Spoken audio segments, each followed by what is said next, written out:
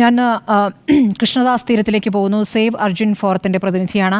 കൃഷ്ണദാസ്, താങ്കളടക്കം 30ഓളം പേർ ഇന്ന് പോയി. കഴിഞ്ഞ ദിവസം അതല്ലാതെ തന്നെ ഒരു സന്നദ്ധ സംഘം കോഴിക്കോട് നിന്നും തിരിച്ചിരുന്നു. ഇന്ന് അവിടെ കണ്ട സാഹചര്യങ്ങൾ, നിങ്ങൾക്കുണ്ടായ അനുഭവം എന്തൊക്കെയാണ്? ഇപ്പോൾ പോലീസുമായി വീണ്ടും ഒരു സംഘർഷത്തിലേക്ക് പോകേണ്ട ഒരു സാഹചര്യമുണ്ടായി. നാട്ടിൽ നിന്ന് കൂടുതൽ മലയാളികൾ ഈ തിരച്ചിൽ ഭാഗമാകുന്നത് പോലീസ് അംഗീകരിക്കുന്നില്ല എന്നാണോ മനസ്സിലാക്കേണ്ടത്? പിന്നീട് ഇപ്പോൾ 25 വോളണ്ടിയർമാരെ മാത്രം കയറ്റിവിടാൻ MP-യുടെ ഇടപെടലിലൂടെ സാധിക്കുകയാണ് ചെയ്തത്. എന്താണ് അവിടെ സംഭവിച്ചത്?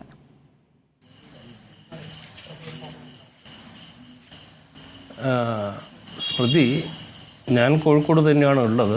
കോഴിക്കോട് രൂപപ്പെട്ട ഒരു ജനകീയ കൂട്ടായ്മയാണ് സേവ് അർജുൻ.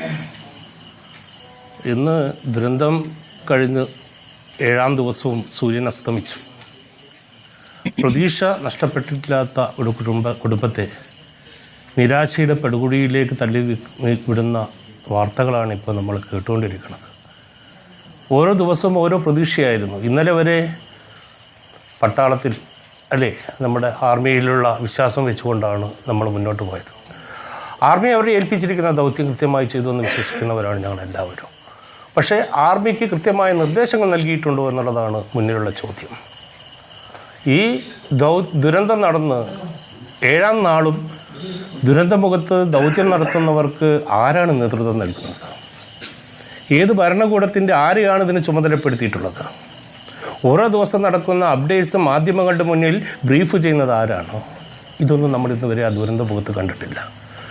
നമ്മളറിയുന്നത് ദൃശ്യമാധ്യമങ്ങളിലൂടെ നടക്കുന്ന വാർത്തകൾ മാത്രമാണ്. അതിൽ വിശ്വസിച്ചുകൊണ്ട് നമ്മൾ മുന്നോട്ട് പോകുന്നു. ഇപ്പോൾ ദൃശ്യമാധ്യമങ്ങളിലൂടെ നമ്മൾ അറിയുന്നത് നാളെ നാവികസേന വരും, രാവിലെ അതിൻ്റെ ഒരു മീറ്റിംഗ് നടക്കുന്നുണ്ട്. നോക്കണം, സമയം നമുക്ക് ഒരിക്കലും നീട്ടിക്കൊടുക്കാൻ വേണ്ടി പറ്റില്ല. അത് 24 മണിക്കൂർ തന്നെ ഉണ്ടാവുകയുള്ളൂ. പക്ഷേ ആവശ്യമായ സംവിധാനങ്ങൾ എത്തിച്ചു കൊടുക്കാൻ നമുക്ക് പറ്റും. 5 JCB അല്ലെങ്കിൽ ടിപ്പർ വേണ്ടിയെടുത്ത് 10 എണ്ണത്തെ നമുക്ക് എത്തിച്ചു കൊടുക്കാൻ വേണ്ടി പറ്റും. പക്ഷേ ഇവിടെ നമ്മൾ നഷ്ടപ്പെടുത്തിയത് സമയത്തെയാണ്. ഈ കിട്ടാവുന്ന എല്ലാ ആധുനിക സൗകര്യങ്ങളുമുള്ള ഒരു നാട്ടിൽ ഒരു ആധുനിക സൗകര്യവും ഇല്ലാത്ത രീതിയിലുള്ള പ്രവർത്തനങ്ങളാണ് കഴിഞ്ഞ ദിവസങ്ങളിൽ നടന്നിട്ടുള്ളത്. അങ്ങനെ ബോട്ടടക്കമായിട്ടാണോ കോഴിക്കോട് നിന്ന് ഒരു സംഘം അങ്ങോട്ട് തിരിച്ചത്? എന്തെങ്കിലും ബോട്ടടക്കമായിട്ടാണോ കോഴിക്കോട് നിന്ന് ഒരു സംഘം അങ്ങോട്ട് തിരിച്ചത്?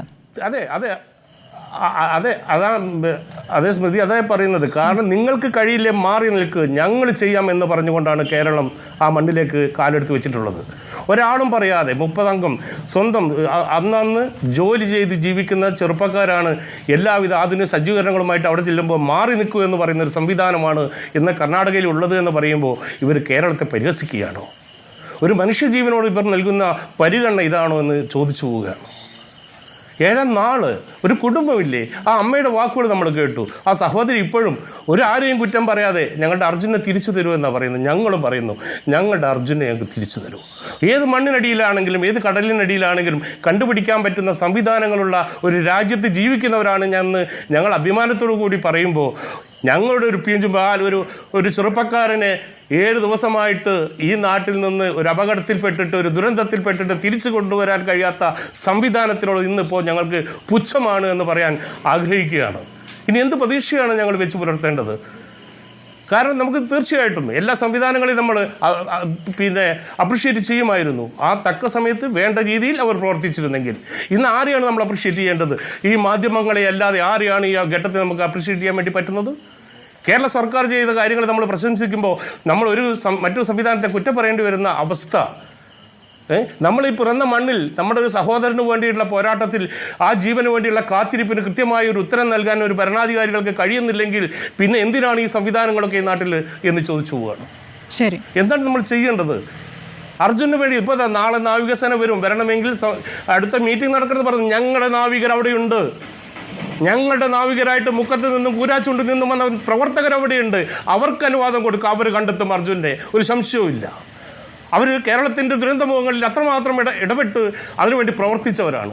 അവർക്ക് അനുഭവമുള്ളവരാണ്. അവരെ മാറ്റി നിർത്താതെ അവരെ ഈ ദുരന്തഭൂമിയിലേക്ക് അയക്കൂ. അവരാണ് കേരളത്തിലെ നമ്മുടെ ആ ദുരന്തമുഖത്ത് പ്രകൃതിക്ഷോഭം വന്ന സമയത്ത് ആ മക്കളാണ് ഞങ്ങളെ കൈപിടിച്ച് ജീവിതത്തിന്റെ തുടിപ്പുകളുമായിട്ട് തീർച്ചയായും നാവികസേന നേരത്തെയുണ്ട്. നാവികസേന നേരത്തെയുണ്ട്. ശ്രീ കൃഷ്ണദാസ് തീരം നാളെ ഇപ്പോൾ NDRFിൽ നിന്ന് വിരമിച്ച മുതിർന്ന ഉദ്യോഗസ്ഥർ അവരുടെ ഒരു വൈദഗ്ധ്യം, അവരുടെ ഒരു ഉപദേശം തേടാനായി അവരെത്തുന്നു എന്നുള്ള വിവരമാണ് നമുക്ക് ലഭിക്കുന്നത്. ഞാൻ താങ്കളിലേക്ക് വരാം.